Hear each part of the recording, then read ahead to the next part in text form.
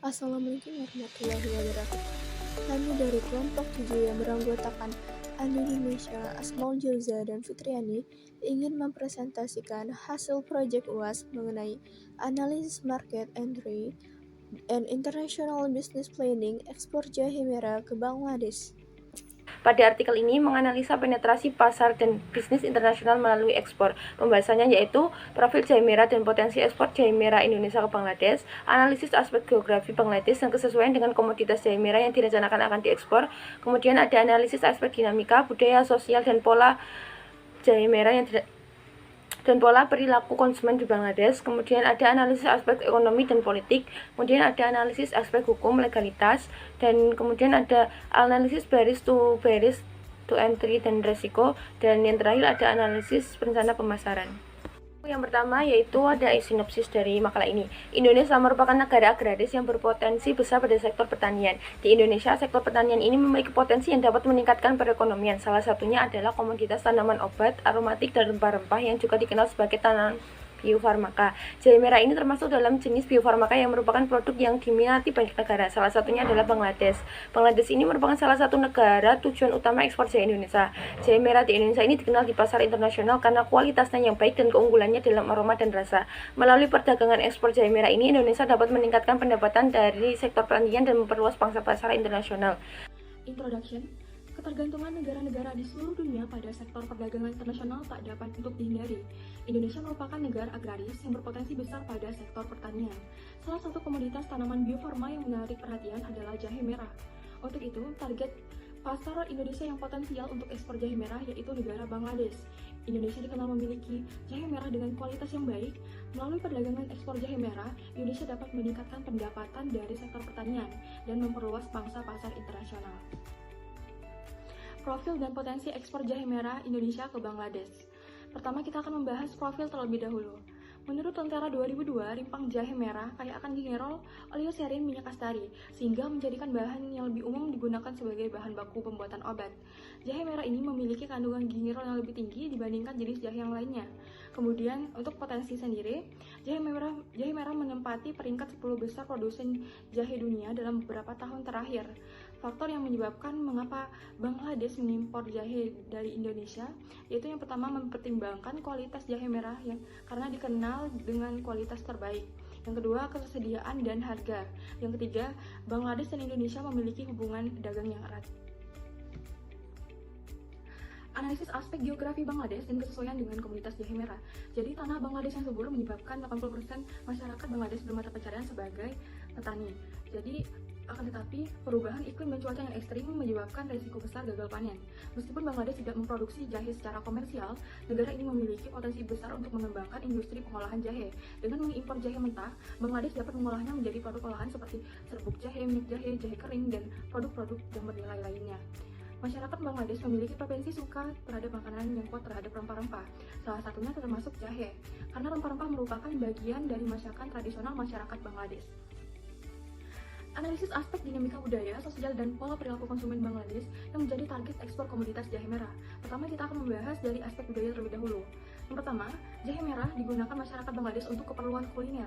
Yang kedua, masyarakat Bangladesh menggunakan sebagai obat tradisional untuk meredakan batuk, pilek, sakit kepala, dan gangguan pencernaan. Yang ketiga, jahe merah juga berperan penting dalam upacara keagamaan di Bangladesh, seperti perayaan keagamaan dan beberapa festival. Yang kedua, yaitu aspek sosial. Jahe merah juga memiliki nilai sosial di mata masyarakat Bangladesh, yaitu orang-orang Bangladesh saling berbagi makanan dan rempah-rempah dengan tetangga ataupun keluarga. Yang ketiga itu perilaku konsumen. Yang pertama, konsumen di Bangladesh mencari produk jahe merah yang segar dan berkualitas baik. Yang kedua, karena Bangladesh memiliki hubungan dagang yang baik dengan Indonesia. Yang ketiga yaitu faktor harga. Dari harga pasar internasional, yaitu jahe merah Indonesia memiliki harga yang terjangkau. Oke, analisis aspek ekonomi dan politik sesuai dengan komoditas jahe merah yang direncanakan akan diekspor ke Bangladesh. Pertama, pendapatan ekspor memberikan kontribusi yang cukup besar bagi pendapatan pemerintah melalui perolehan devisa yang dijual di pasar internasional. Dua, penciptaan pekerjaan proses produksi permanen dan pengolahan dan pengemasan jahe dapat menciptakan lapangan kerja bagi masyarakat Bangladesh. 3. Diversifikasi ekonomi. Dengan mengembangkan industri jahe merah, negara dapat mengurangi ketergantungan pada sektor ekonomi tertentu seperti industri sandang dan tekstil. 4. Peningkatan nilai tambah. Dengan meningkatnya ekspor jahe merah, Bangladesh memiliki peluang untuk menambah nilai produk terbuat dari jahe merah. 5. Kemitraan bisnis Indonesia dan Bangladesh telah menjalin kerjasama perdagangan yang kuat dalam beberapa tahun terakhir. 6. Meningkatkan permintaan. Permintaan yang tinggi ini memberikan peluang bagi eksportir jahe merah Indonesia ke Bangladesh. Yang ketujuh, diversifikasi produk. Jahe merah dapat diolah menjadi bubuk jahe, minuman jahe, atau bahan tambahan pada makanan dan minuman. Diversifikasi produk dapat meningkatkan nilai tambah dan daya saing jahe merah Indonesia di pasar Bangladesh. 8. Kerjasama bisnis regional. Bangladesh adalah anggota aktif kerangka kerjasama perdagangan regional seperti South Asian Association for Regional Cooperation dan Bay of Bengal Initiative for Multi-Sectoral Technical and Economic Cooperation. Aspek politik.